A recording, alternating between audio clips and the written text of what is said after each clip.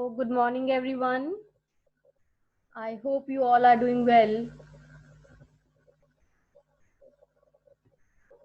In previous sessions, we have discussed a lot about cloud services, cloud service models, and we came to know that there are basically three layers of cloud service model, which are infrastructure as a service, platform as a service, and software as a service.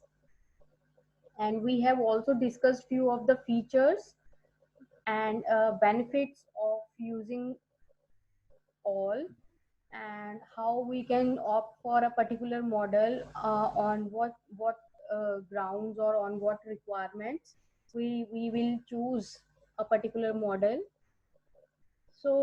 Based on the discussion, we'll be continuing with cloud service providers. So we'll discuss who are the actually cloud providers who are serving a very particular model. So कौन से cloud providers हैं और वो क्या क्या service दे रहे हैं, किस क्लाउड सर्विस मॉडल के साथ डील कर रहे हैं. So will be discussing that. So let's start with our discussion.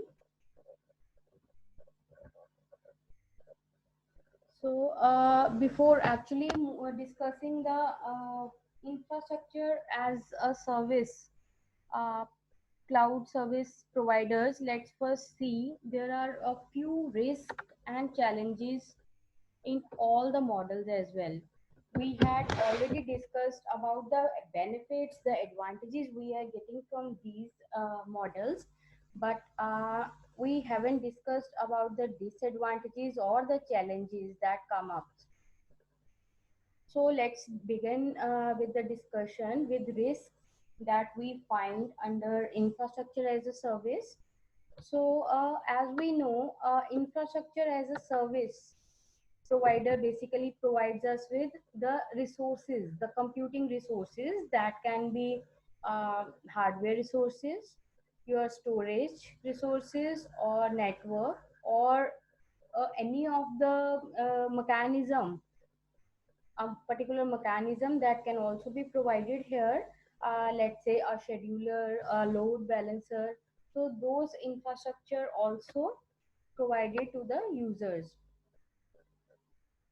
The risks or disadvantages that comes under infrastructure as a service layer is primarily the security. So security is one of the biggest issue in infrastructure as a service. Most of IaaS providers are not able to provide 100% of security, though we do have the mechanisms for that, for authentications and for data securities. But still, there is no 100% guarantee because in infrastructure as a service, we also provide the user with certain controls. That can impact the security aspects because cloud users are already having the control over certain resources, so they can modify or they can have charge of all of them, and in a way the security hampers. So the other disadvantage that comes in the picture here is maintenance and upgrade. Although IaaS serves service provider maintain the software up to date, they keeps on updating, they keeps on maintaining and replacing all the softwares, but they do not upgrade the software for some organization. They have to filter, they have to choose whether to upgrade it a particular software or not. So a few organization doesn't allow, or they doesn't have the provision included in the license agreements. So we must have a very clear picture of service agreements, service contracts, or the license agreements in this particular scenario. So about legal license documents or contracts or service agreements. We have already had the discussion in yesterday's um, session. So there are certain companies who doesn't actually allow the upgradation. So every time company have to either buy those softwares or replace all over and pay for it. So they actually avoid doing that. So maybe there is a chance that softwares are not upgraded well. And the third issue that comes in the picture here is with interoperability. So the issue of interoperability lies as in it is difficult to migrate from a virtual machine from one IaaS provider to others. So the layer to layer migration within one particular cloud is also difficult. So there can be multiple layers of IaaS, which may provide you only IaaS, or they may provide you with combination of IaaS and PaaS. So if you wish to migrate from one layer to another with VM, so it might be difficult for a particular user. So the customer might face problems related to vendor lock-in. So they are pretty much logged with a particular service, and they may not allowed, or they cannot migrate from computer from clouds or the layers within the cloud. So such foundation they may face here. So apart from this, let's see what are the various providers of IaaS cloud computing platform in the market nowadays.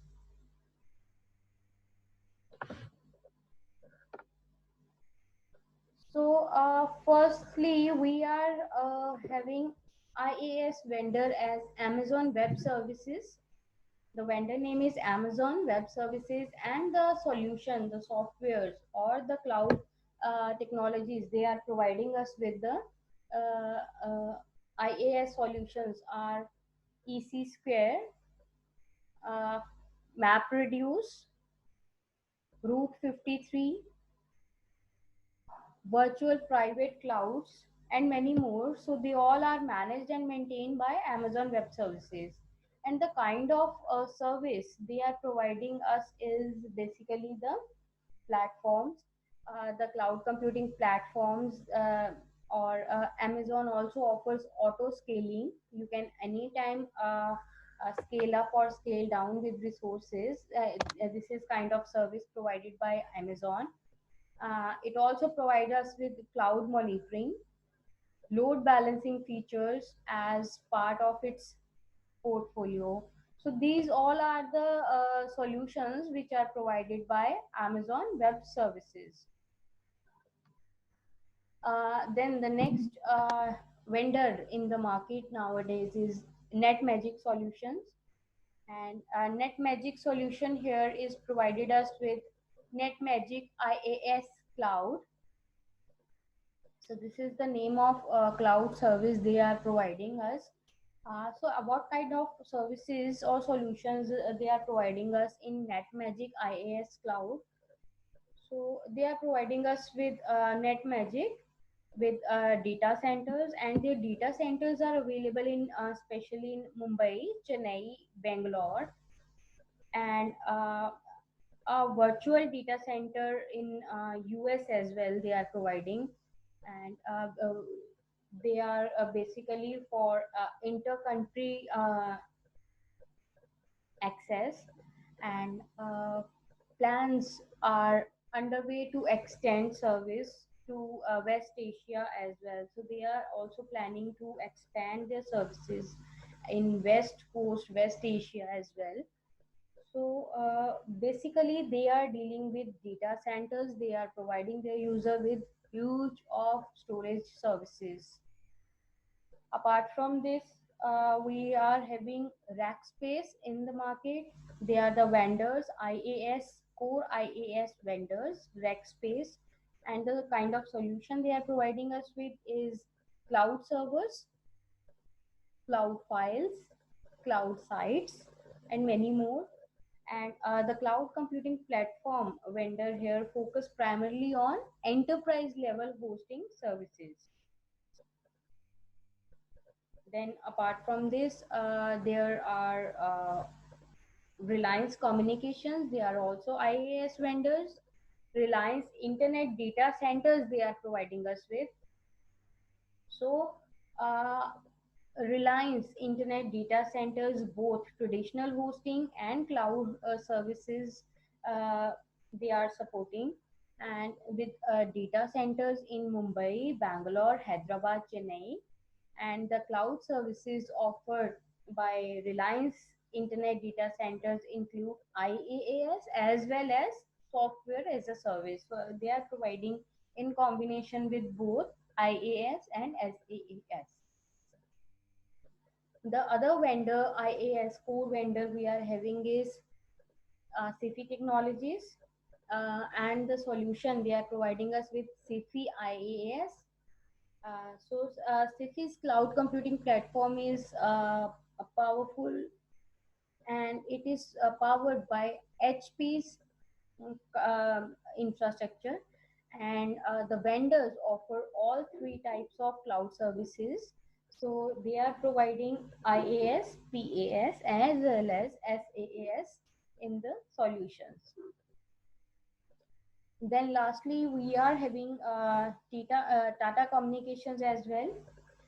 So they are also the IaaS vendors, and the solutions they are providing us with Insta Compute. So Insta Compute is Tata Communications IaaS offering basically, and Insta Compute data centers are located again in Hyderabad and also in Singapore, with inter-country operationality. So to provide the access across different countries, so we are having one of the data center in Singapore as well as in Hyderabad. So these are few of the vendors of IaaS. Then moving on next, there are certain difficulties and risks we are facing with PaaS as well. But what actually PaaS is? It is platform as a service, as we know. So PaaS provides us with programming language, application frameworks, databases, and other tools. So whatsoever is required to develop and test a particular software, we need a language, we need a framework which is ultimately offering us with some of the tools or inbuilt functionalities that we can embed to our softwares. And also we need to have backend connectivity, database storage connectivity. It is also supporting us with databases and other additional tools that are required for software development. So they all are provided under PaaS. So we had already discussed few of the advantages of PaaS. So let's see the various risks under PaaS. Firstly, we have to face with vendor lock-in, means there is very little, or there is very problematic migration from one cloud vendor to another when we are using with PaaS, because they may offer different environments, different inbuilt libraries, so there can be a portability issue as well. Apart from this, we are having a risk of data privacy here also, uh, as in the corporate data, whether it can be critical or not, will be private. So if it is not located within the walls of company, there can be a risk term of privacy of data, and there is a possibility that some unauthorized user have access to your data, and your confidential data may leaked out. So there is certain risk of data privacy as well. Then the last risk that we are facing in PaaS is integration with rest of the system applications.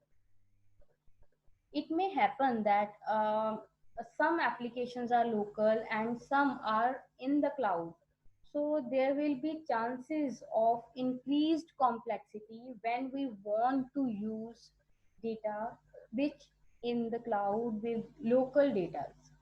So there can be some integral or interface issues. So there can be a lack of integration. So there is a possibility that one module will not be integrated well with other softwares. So this thing can happen because we may, there is a possibility that we have developed the software in different environments, and their backend supports are also different, their libraries are or functionality is also different, so this can happen.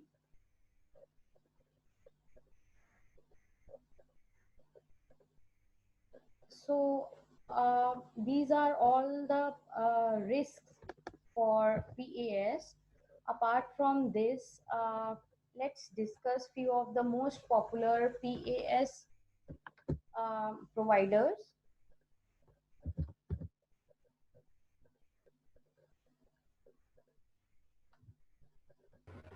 So as you can see over here, we are having certain PAS providers.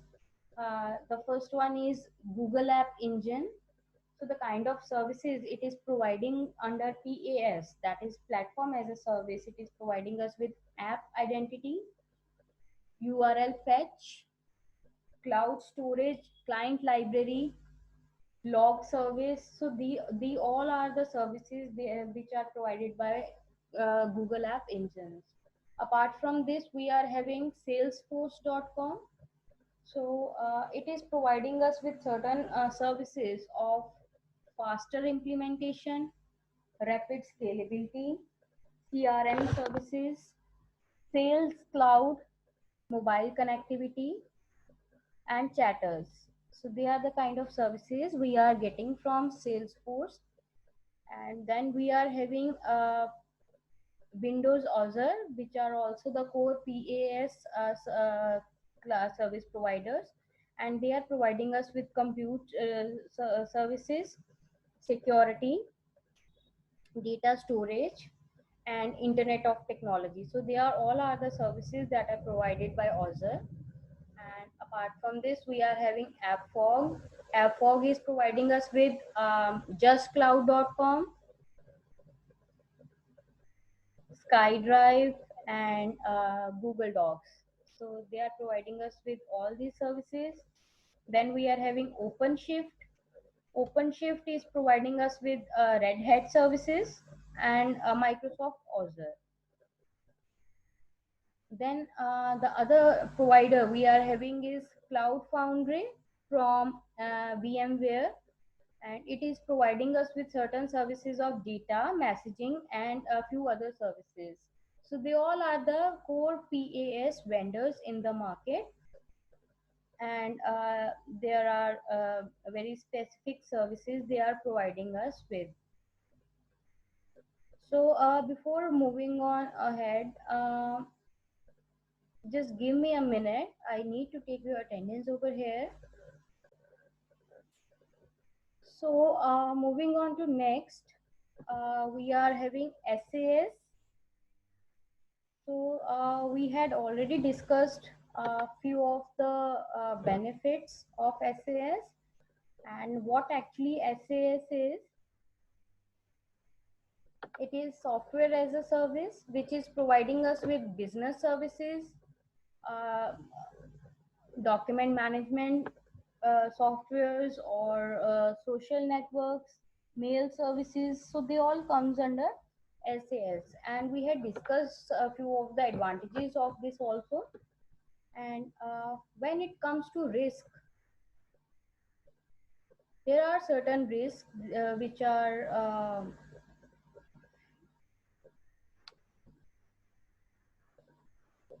facing by SAS cloud service computing layer. So the first one we are having is security issues. So here actually the data is stored in cloud.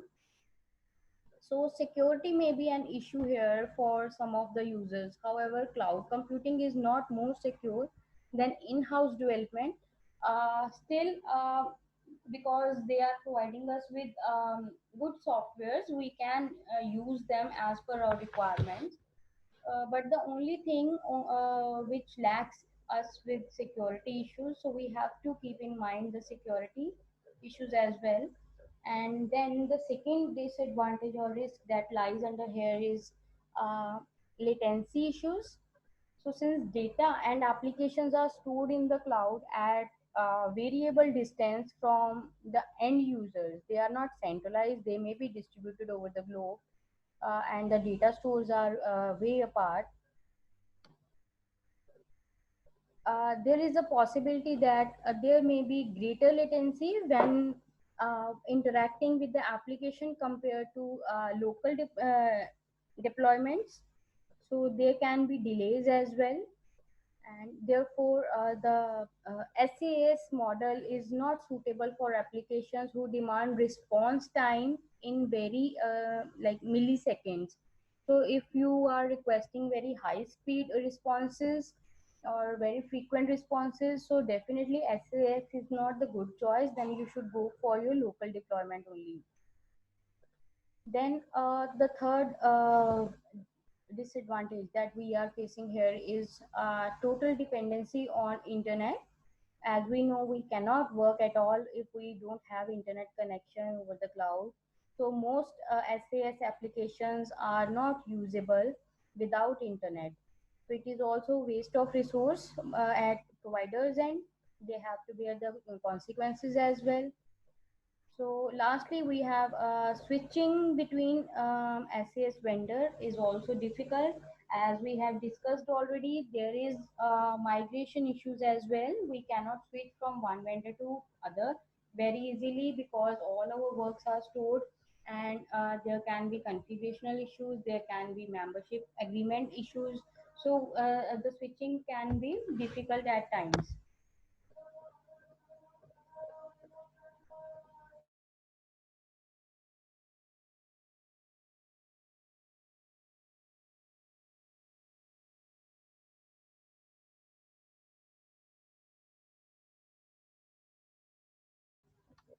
So there are some popular SAS vendors in the market.